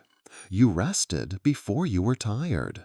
You left no footprints, only echoes. You fold the cloth and place it in your sash. The boy nods solemnly, then points toward a nearby gate you hadn't noticed until now. arched, trellised, hung with climbing roses that refuse to bloom. That one only opens if you're carrying nothing, he says. Nothing in your hands, nothing in your plans. You glance down. Your hands are empty. The seed, of course, is still tucked away, but that doesn't count. Not now, not yet. You step toward the gate. It creaks open just wide enough. You turn once, look back at the bench. Still warm, still curved, still listening. Then through the gate. On the other side, a path. Familiar, yet new. It curves gently, fading into a haze of rosemary and moonlight. Your feet know what to do. You walk, and the gate closes softly behind you. The path is made of silence. Not absence of sound silence, but the textured kind, the one you feel in your elbows and chest, like soft linen laid over a question you're no longer in a rush to answer. The rosemary scent lingers as the moonlight bends across the ground in gentle ribbons. It's not a straight path, but it doesn't wander either. It weaves with intent, like embroidery. You realize the dirt here sparkles faintly, as though someone mixed it with powdered mica or memories. As you walk, you begin to notice the others. They're not quite walking with you, not exactly. More like appearing one by one along the path's edges, seated on stones, curled in the crooks of trees, stretched along hammocks strung between improbable things. Some wave, one bows, a few just nod, as though you're passing through their thoughts and they want to be polite about it. A gardener rests beside a lamp shaped like a curled tulip. He's whittling what appears to be a story. Every time he scrapes his knife across the stick, a new sentence floats into the air and hangs there for a few seconds before vanishing like fog touched by breath. You pause nearby. One of the lines reads, "The garden never needed a map. It grew toward whoever was paying attention." You smile. Another gardener stands nearby, stacking stones in the shape of questions. She balances each one with 2 fingers and lets go with a sigh. They do not fall. As you walk on, the ground shifts to cool slate, smoothed over centuries of footsteps and rain that doesn't quite wet things. There's a sense now of being led gently toward something, like the garden has given up on subtlety and would very much like you to arrive. You come to a clearing. Not large, just wide enough to be intentional. At its center, a basin carved from a single block of fig wood. It's shallow, filled with water so still it reflects not just the stars, but the space between them. Floating in the basin, 3 tulip petals, each from a different flower, each glowing faintly with its own rhythm. You kneel beside it. On the edge of the basin, a word has been carved over and over: return, return, return. You dip your fingers into the water. A warmth spreads from your fingertips up into your wrist, your shoulder, your neck. It isn't heat, it's more like being remembered by something old and kind. One of the petals brushes against your skin. Your seed stirs. Without thinking, you pull it from your pocket. It's warmer now, no longer dormant, but not impatient, ready. Beside the basin, the ground is soft, moss and dark soil. No one tells you what to do, but your hands move anyway. You dig gently, just deep enough, just wide enough, and there you place the seed. It settles into the earth like it has returned home. You press the soil over it softly. Then you wait. Nothing grows, not yet, but something shifts beneath the surface, a slow turning, like a clock choosing not to chime just yet, but clearing its throat in preparation. A gardener you hadn't noticed before steps into the clearing. She's wearing a robe embroidered with water droplets, and carries a satchel filled with feathers, folded notes, and possibly moonlight. She nods toward the seed's resting place. Some things sprout best when you're not watching. You nod. She hands you something, a ribbon, fennel green. On it, stitched in looping script, "Thank you for listening." You tie it to your wrist. She's already gone. You sit beside the basin a while longer. The stars above you rearrange slightly. One winks. A breeze circles the clearing, just once, and carries away the last of your sweat, your questions, and the sliver of tension that had been hiding in your left shoulder all day. You rise. The basin still reflects. The petals still float. And the seed, your seed, is exactly where it belongs. You leave the basin behind slowly, walking as though the ground beneath your feet might bruise if you stepped too hard. The moss is thick here, springy like bread dough, and your footprints disappear almost instantly, as if the garden is already tucking them away in a drawer marked "handled." The path narrows once more, curling into a corridor of lantern-lit hedges. These aren't like the ones you saw earlier. These glow from within, tiny heartbeats of light pulsing faintly through their leaves. One bush lets out a satisfied sigh as you pass, its branches rearranging themselves behind you. A wooden gate comes into view. You recognize it, the one that brought you in, the iron latch, the tulip-shaped brass finial, the way it yawns softly when approached, like a cat half waking from a sunbeam. But it doesn't open this time, not because you're not welcome to leave, because the garden would like one more moment with you. A small bell rings, and from the shadows a gardener steps forward, older, with robes of moss brown and cuffs that smell unmistakably of chamomile. He carries no tools, only a folded blanket under one arm. "You've walked a complete Tuesday," he says gently. You nod. You feel it in your knees, in your shoulders, in the soft ache behind your eyes, the good kind, the kind earned by curiosity and carried kindness. He lays the blanket at your feet, a pattern stitched into it, tulips, figs, small silver axes cradled in leaf-shaped halos. One corner bears your name, or something that feels like your name, written in a language you now understand only while dreaming. "This is for when you forget again," the gardener says. "Wrap yourself in it, and the garden will hum back into place." You bend to pick it up. It's warm, not from the sun, but from all the things it remembers. When you rise, the gate has opened. The world beyond is quieter than you remember, not duller, just softer, as if Tuesday lingers on your skin, in your breath, tucked behind your ears like a petal you forgot to pluck. You step through, and though your foot lands on the same gravel path you arrived on, it feels different now. Because it is. Because you are. Behind you, the garden breathes one last time, a low, quiet inhale. And then, silence.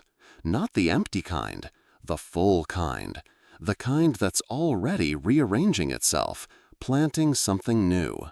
You glance down at the ribbon still tied around your wrist. "Thank you for listening." You smile, then walk back into the night, not alone, not burdened, not quite the same. The gravel underfoot crunches softly, slower, more deliberate now. Not because you're tired, because you're carrying something new. Not the axe, not the scrolls, not even the seed, it's long since buried, but the rhythm of Tuesday.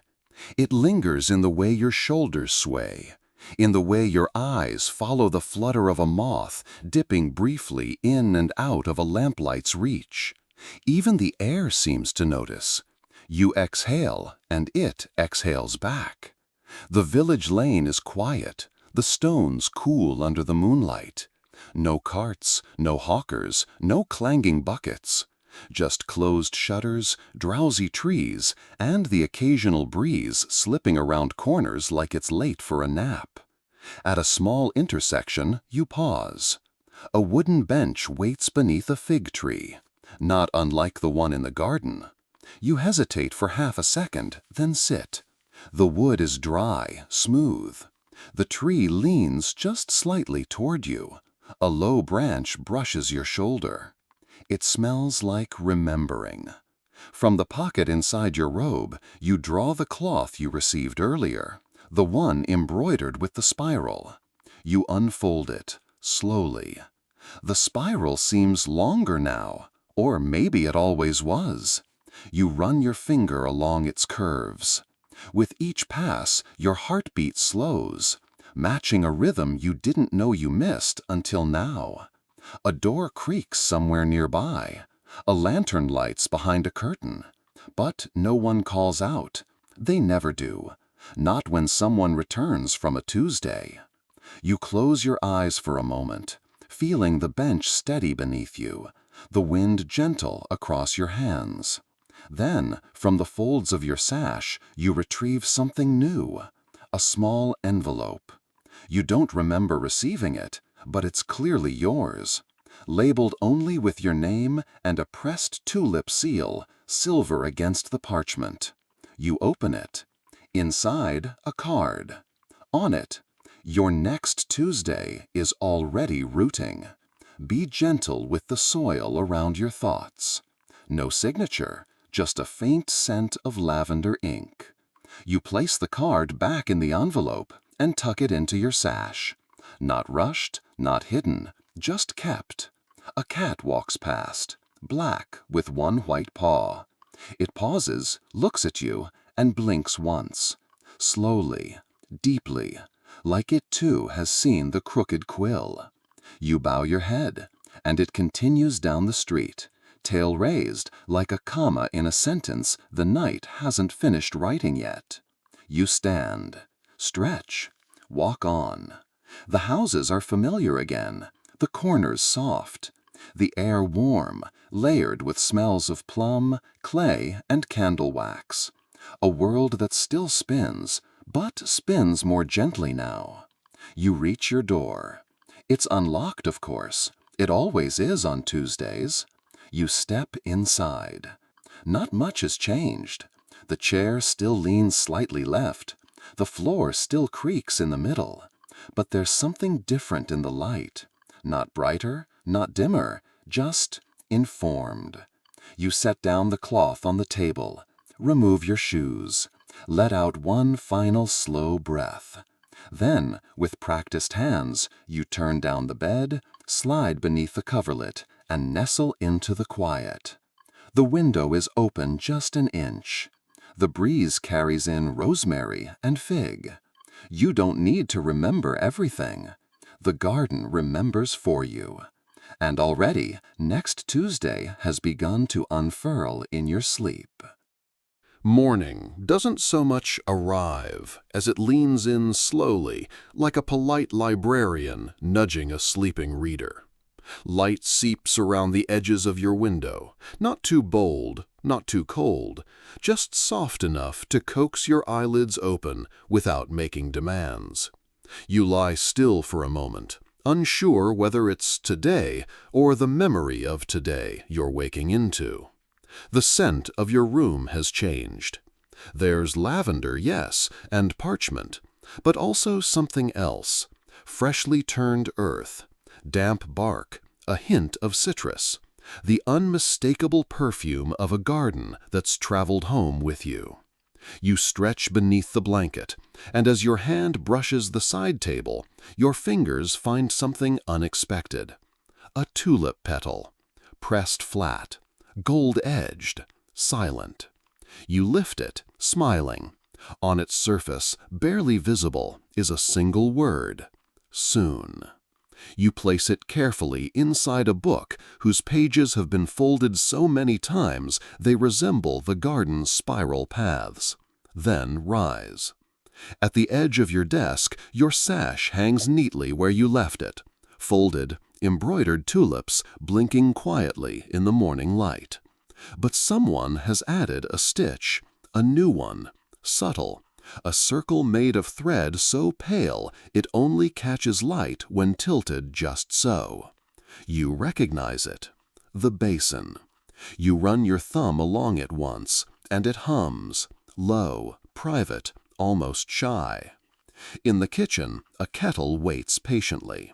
You boil water, prepare tea from a tin you didn't know you owned, dried lemon peel, fennel seeds, a few curled marjoram leaves. It steeps slowly, exhaling steam into the room with the gentle rhythm of the garden's breath. You drink without sugar. It doesn't need it. Outside, the day begins without ceremony. A pigeon lands on the windowsill. One eye winks. You know that pigeon. Of course you do.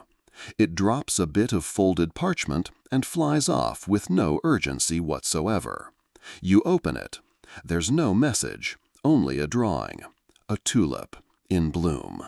At its base, the shape of a small silver axe buried halfway in the soil. You smile. The message was never in the ink. You leave the parchment where it fell and begin your day with the kind of slowness you used to mistake for inefficiency. Now you know better. Some mornings need to begin like a Tuesday, gently, quietly, purposefully. And somewhere, beneath all the city stones and walls and hours between now and then, your seed rests. Not waiting, rooting. You dress. Pull the sash over one shoulder, and tie the ribbon still looped at your wrist into a quiet knot. Not to bind, just to remember. The cat is back. It walks along your garden wall, tail high, head steady, paws placing dreams exactly where they go. It pauses, looks at you. You nod. It moves on. You step outside, lock the door gently, though you know you'll be back. Today isn't Tuesday, but you carry it with you anyway. The day unfolds like a well-worn letter, creased at the corners, soft around the edges, with a sentence or two you'd nearly forgotten you loved. You walk through your usual places, only now they feel noticed. The cobblestone street has a bit more rhythm beneath your feet. The bakery's window, usually fogged over with steam, clears just as you glance at it. The sourdough loaves are crusted with what might be time or memory, maybe both. Inside the apothecary, the woman behind the counter pauses mid-shelving to say, "You smell like soil and poems." You nod. You do. She doesn't ask for an explanation. She just hands you a small wrapped bundle. "For when your seed begins to speak," she says, and then turns back to her shelves. You carry the package in both hands. It's warm. Wrapped in waxed cloth, bound with twine dyed the color of lemon balm. You don't open it. Some things prefer their surprise intact. Outside, the wind picks up, just a little. It brings the smell of marjoram and crushed fig leaves, even though the nearest fig tree is 5 streets over and behind a wrought iron fence. You take the long route home, tracing a path you don't usually follow. The turns feel natural now, the detours intentional. As you walk past the quiet alley with the always closed blue door, you notice something tucked into its knocker. A folded note. You approach. It isn't addressed, but your name hums faintly on its paper. You open it. Inside, one line. Your garden will know when you're ready to remember it. There's a pressed fennel seed taped to the bottom. You place the note in your pocket, the seed beside it. At home, you sit by the window. The light is golden. Afternoon, possibly, though the clock seems to have paused out of respect. You unwrap the apothecary's bundle. Inside, a tiny clay pot, no bigger than your palm. A ribbon of linen stamped with a tulip mark. A single piece of bark, inscribed with the word soonish. And nestled between them, a handful of warm, loamy soil. You don't rush. You place the pot by your bedside. Later, not now. For now, you sip a cup of tea, steeped from what you've gathered. Lemon peel, fennel, a fragment of rosemary that snapped into your sleeve at some point without asking permission. You sip, and the taste curls around your tongue like old stories wrapped in silk. Outside, the sky begins its shift toward evening, not with drama, with softness, a page turning toward its last paragraph without needing to rush. You watch the light change. And, in the quiet space between one breath and the next, you hear it, the faintest hum, from deep in the earth, from behind the fig tree, from a place beneath your ribs, the axe, still humming, still buried, still waiting, still yours. Evening settles in like a warm quilt stitched from all the quiet things you didn't say today. You sit by the window, knees tucked beneath you, tea cooling slowly beside the pot, watching as the shadows stretch across the garden wall. They don't move urgently. Nothing in the garden does.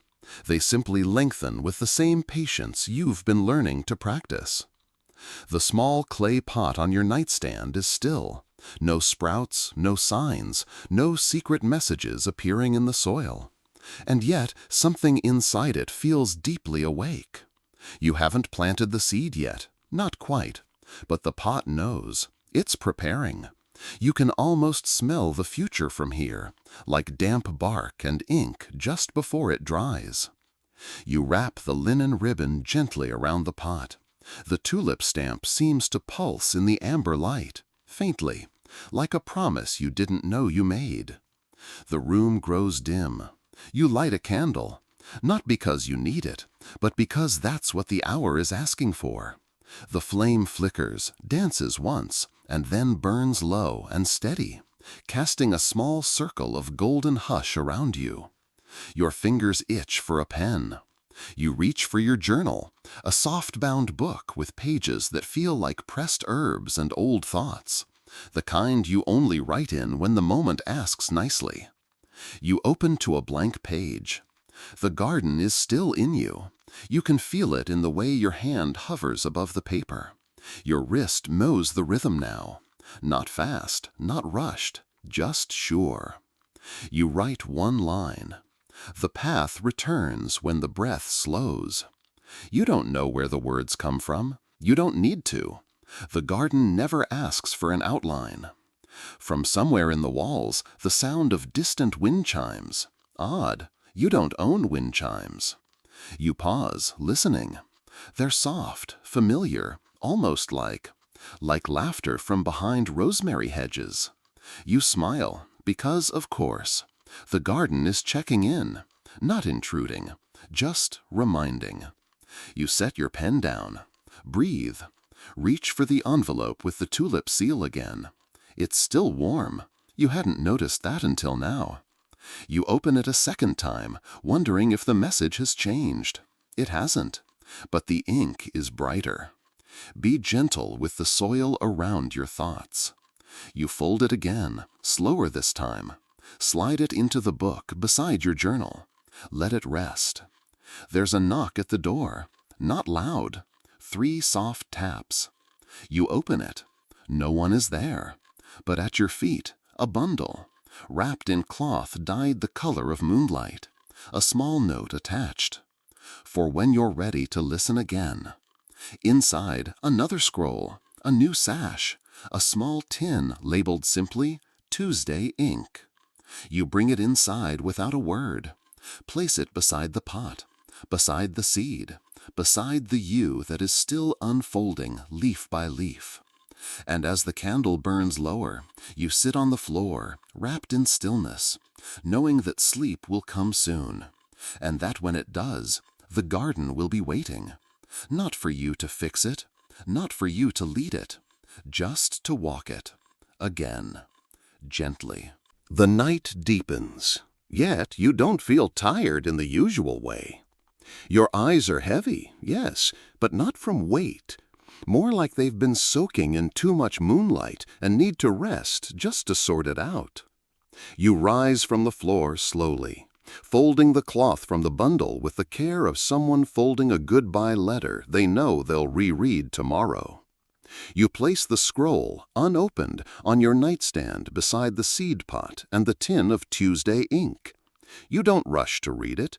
In this garden-shaped rhythm of life, anticipation is its own kind of nourishment. The candle's flame flutters, not because of wind, but because it seems to sense that you're nearly ready. You prepare your room without urgency.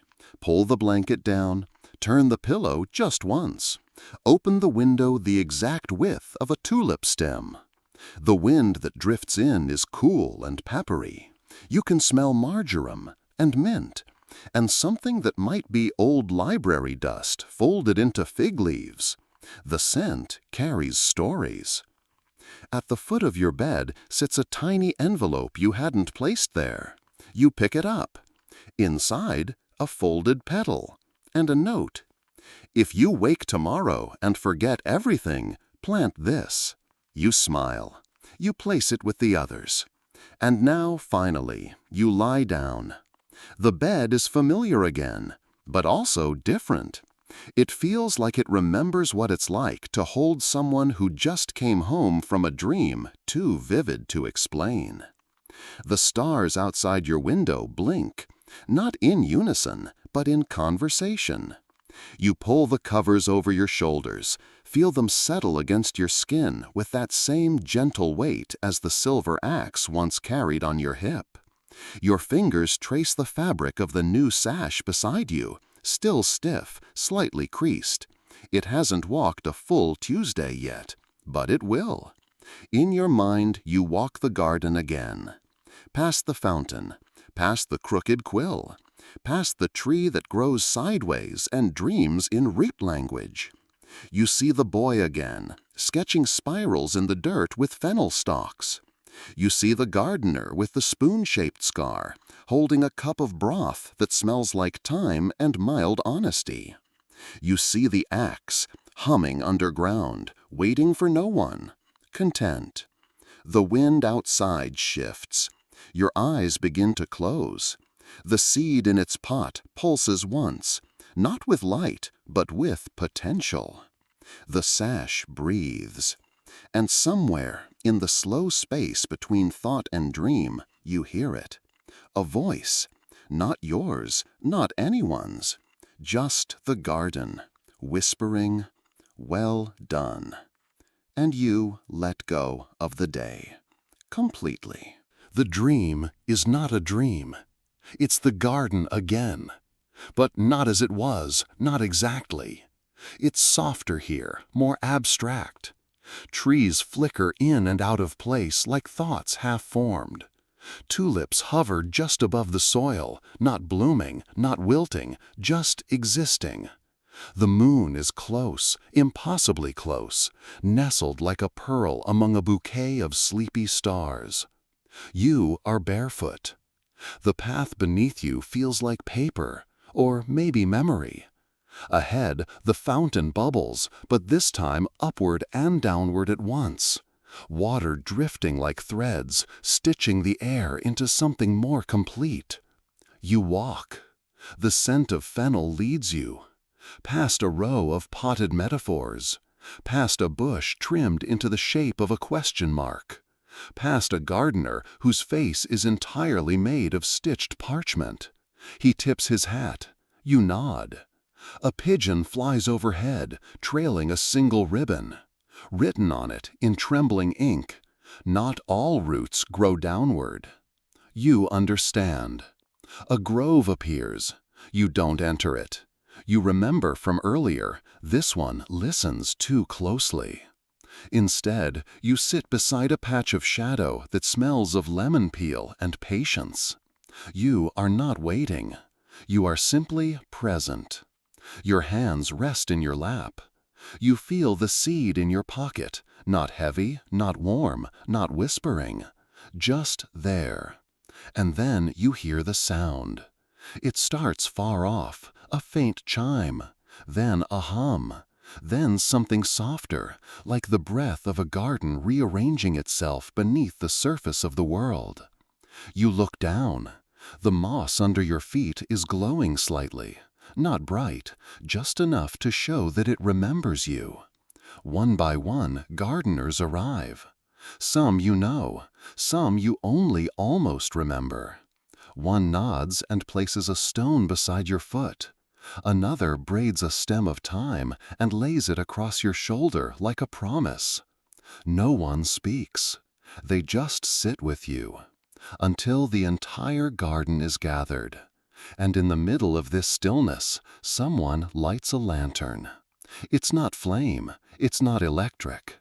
It glows with a color you've never seen before, but somehow recognize. In its light, your silver axe appears again. It's not in your hand, it's not on your belt. It's within you now, resting, reflecting, waiting only if needed. The light dims. The garden begins to drift, petal by petal, leaf by leaf. Each piece unknots itself and floats upward, toward stars that blink once in greeting. You rise. You don't say goodbye. That word doesn't exist here. You say nothing at all. And still, the garden hears you, as it folds itself away, as the dream becomes sleep, as sleep becomes breath, as breath becomes morning. The morning doesn't arrive. It folds itself into the room, slowly, gently, like someone laying a fresh sheet across your day. You're still beneath the covers, still nestled in the warmth of a sleep so soft it leaves no creases. The breeze through the window has changed. It no longer smells of travel or memory or metaphors. It smells like now. You breathe in, and the inhale feels effortless. Your chest lifts, your shoulders sink, your fingers curl slightly against the fabric near your ribs. The rhythm returns, not dramatic, not loud, just quiet and full, like a garden walking its paths without feet. The room is dim, just enough light to paint faint outlines on the wall, your sash still draped, the little clay pot on the bedside table, the envelope tucked beneath a folded cloth. None of them are urgent, none of them call to you. But they're there, and that is enough. You shift slightly beneath the blanket. The warmth clings with familiarity. The world outside may be stirring, birds and kettles and neighbors and bells, but they feel far off, held at a respectful distance by the stillness you've carried home from your garden. There's no need to remember it all. The gate, the silver axe, the crooked quill, the boy with fennel ink on his sleeve, the ledger, the Tuesday that bent time. All of it is folded somewhere inside you now, tucked between the folds of thought and breath, not needing to be spoken, just felt. The pillow sighs under your cheek, your body settles again, and your mind, well, it walks, one last path, through marjoram, through soft stone corridors, through soil that holds stories better than any page. And just before sleep finally kisses your thoughts closed, you hear it. That familiar hum, low, peaceful, content. Somewhere your axe still rests, and the garden still breathes.